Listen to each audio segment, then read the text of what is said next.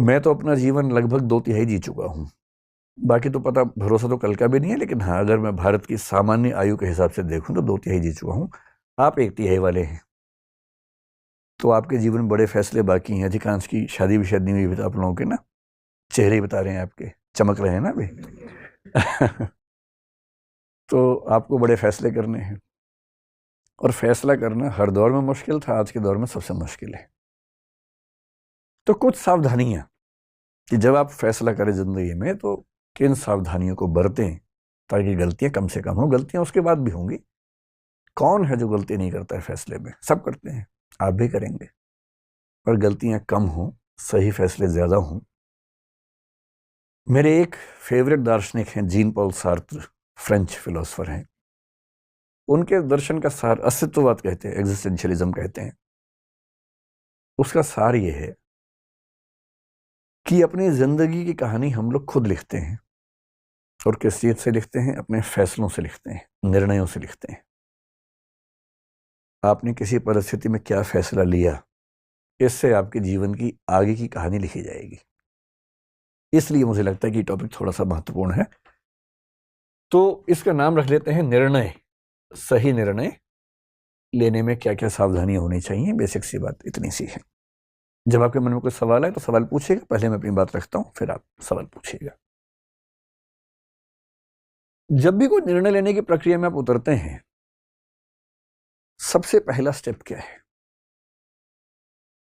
सबसे पहला स्टेप है ये देखिए कि निर्णय की प्रक्रिया में उतरने से पहले आप निष्पक्ष और तटस्थ हैं या नहीं हैं। एक शब्द होता है तटस्थ, जिसको अंग्रेजी में बोलते हैं न्यूट्रल। तटस्थता को न्यूट्रलिटी बोलते हैं। इससे मिलता जुलता एक प्रसंग है निष्पक्ष, या निष्पक्षता कह लीजिए। इसको बोलते हैं इम्पार्शियल होना, या इम्पार्शियलिटी एज ए क्वालिटी। ये मैं कह रहा हूं कि निर्णय की प्रक्रिया में उतरने से पहले, बाद में तो जो होगा देखेंगे। जैसे हमारा समाज इस समय बहुत सारे सामाजिक राजनीतिक मुद्दों से घिरा हुआ है। जैसे एक मुद्दा कुछ दिन पहले आया, जो हिजाब का मुद्दा जिसको हम कहते हैं। कर्नाटक से एक डिबेट उठी हिजाब की। फिर एक मुद्दा आजकल चल रहा है यूनिफॉर्म सिविल कोड का, जो कि हो सकता है कि जल्दी ही किसी रूप में हमारे सामने आए। फिर पॉपुलेशन बिल के बारे में बात चलती है आजकल। उत्तर प्रदेश में आया भी था, और अभी कुछ और राज्यों में आने की बात है, शायद सेंटर में भी आए। एक मुद्दा पिछले कुछ दिनों से कन्वर्जन का आप सुन रहे होंगे, धर्मांतरण का। लव जिहाद का मुद्दा सुन रहे होंगे। सारे मुद्दे हमारे सामने आते रहते हैं। हम इन सब पे बात करेंगे समय के साथ, धीरे धीरे इन सब पे बात करेंगे। पर किसी टॉपिक पर बात करने से पहले देखना जरूरी है कि हम पहले से फैसला ले तो नहीं चुके हैं। और सबसे बड़ी दिक्कत हमारे समाज की है कि फैसले पहले हो चुके हैं, विचार बाद में होता है। सही प्रोसेस तो ये है कि पहले विचार हो, फिर फैसला हो, पर फैसला पहले होता है। मेरे बहुत सारे दोस्त हैं, हिंदू हैं, मुसलमान हैं, सिख हैं, हर धर्म के लोग। मतलब वैसे तो मैं बहुत ही अकेले टाइप का आदमी हूँ, दोस्त ज़्यादा है ही नहीं, पर जो हैं उनमें मतलब डाइवर्सिटी ठीक ठाक है। मैंने क्लासेस में भी देखा, और मैंने पाया कि हिजाब की बात आते ही कोई मुस्लिम बच्चा जनरली इस भाव से देखता है कि नहीं, ये गलत हो रहा है हमारे साथ। और कई हिंदू बच्चे इस भाव से देखते हैं कि एकदम सही, और होना चाहिए, और होना चाहिए। और मजे की बात है कि टॉपिक क्या है ना इसको पता है ना उसको पता है। कर्नाटक हाई कोर्ट का जजमेंट क्या है 128 पेज का, ना इसने पढ़ा ना उसने पढ़ा। कर्नाटक सरकार का क्या डायरेक्शन आया था, रूल क्या था, ना इसने पढ़ा ना उसने पढ़ा। और फैसले का एग्जैक्ट मतलब क्या है किसी को नहीं पता। पर हम टॉपिक शुरू होने से पहले ही राय बना के चलते हैं। E.H. कार एक बड़े अच्छे विद्वान हुए हिस्ट्री में। उनकी एक किताब है बड़ी अच्छी, हिस्ट्री, इतिहास क्या है, व्हाट इज हिस्ट्री। बड़ी अच्छी किताब है। उन्होंने साबित किया कि हिस्ट्री के बारे में आप कुछ भी कह लीजिए, कितने फैक्ट्स हैं, इतने प्रमाण हैं, सब बेकार की बातें हैं।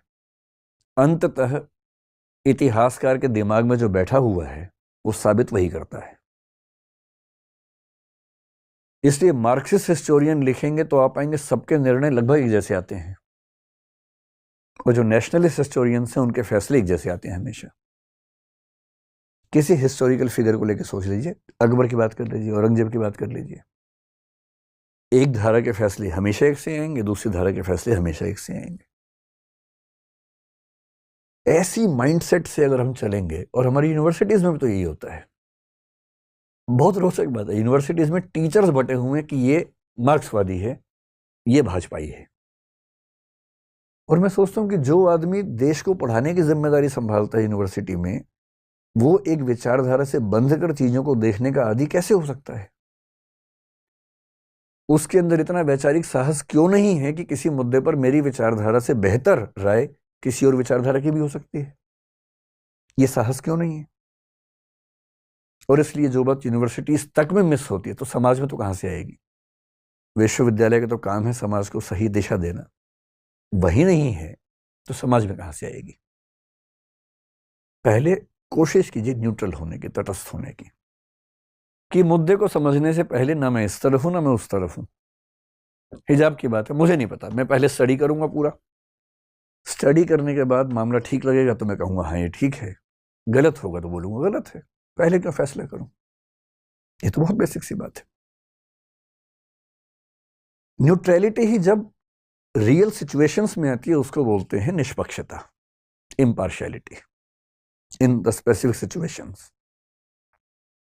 और ध्यान रखना है, निष्पक्ष नहीं रह पाने के भी दो तरीके होते हैं। निष्पक्ष का मतलब है कि भाई मैं एक्स और वाई के झगड़े में ना एक्स की तरफ हूं ना वाई की तरफ हूं। जैसे मानिए दो बच्चों में झगड़ा हो जाए और उनमें से दोनों की मम्मियां नीचे आ जाएं। जनरल परसेप्शन ये है कि मम्मी बच्चों के झगड़े में अपने बच्चे का पक्ष लेगी। ये ऐसा नहीं कि सोशल कंस्ट्रक्ट की बात हो रही है, बायोलॉजिकल लेवल बात चल रही है, क्योंकि मदर्स का लव आमतौर पे अनकंडीशनल माना जाता है। और ये बात मैं जो कह रहा हूं मैं अफवाहों के बेस में नहीं कह रहा हूं, एरिक फ्रॉम बहुत बड़े मनोवैज्ञानिक हैं, उनकी किताब है द आर्ट ऑफ लविंग, उसके बेस पे कह रहा हूं। मदर्स का लव आमतौर पर अनकंडीशनल होता है कि मेरा बच्चा परेशान है तो फिर मैं अपने बच्चे के साथ हूं, मुझे विचारधाराओं से, राष्ट्र, समाज, राजनीति, इन सबसे मतलब नहीं, मुझे बच्चे से मतलब है। इसलिए यदि कोई मदर बहुत ऑब्जेक्टिव है अपने बच्चे के मामले में तो बहुत बड़ी बात है। जनरली इस बात की संभावना ज्यादा है कि वो थोड़ा सा उसके पक्ष में खड़ी होगी। पिता लोग जिस प्रोसेस से आगे बढ़ते हैं उसमें इस बात का खतरा ज्यादा होता है, या संभावना ज्यादा होती है कि वो ऐसे मामलों में बहुत ज्यादा अपने बच्चे के पक्ष में झुके हुए ना दिखें। कभी कभी नहीं भी होंगे, लेकिन उसमें भी खतरा है। कभी कभी हम खुद को इम्पार्शियल दिखाने के लिए दूसरे पक्ष के पक्ष में झुक जाते हैं। आपने कई पिताओं को देखा होगा कि दो बच्चों में झगड़ा हुआ, उनमें से एक उनका है, जाति अपने वाले को मारना शुरू करते हैं सीधा कि तू नहीं बदमाशी की होगी, दिखाने के लिए देखो मैं कितना निष्पक्ष हूं। ये निष्पक्षता नहीं है। निष्पक्ष होने का मतलब ये नहीं है कि अपने पक्ष के विरुद्ध खड़े ही हो जाना है हमेशा, और निष्पक्ष होने का मतलब ये भी नहीं है कि दूसरे पक्ष के विरोध में खड़े हो जाना है।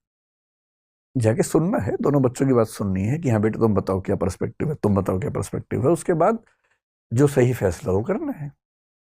क्यों मैं दूसरे बच्चे के सामने साबित करने के लिए कि मैं निष्पक्ष हूं अपने बच्चे को पीटना शुरू कर दूंगा?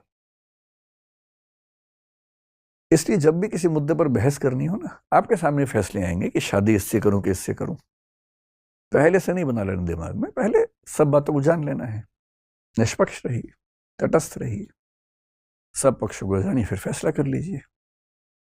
उससे ही पूछिए कि उसकी चॉइस भी है कि नहीं है। ऐसा थोड़ा सिर्फ आपकी चॉइस का मामला है, उसकी भी तो होनी चाहिए।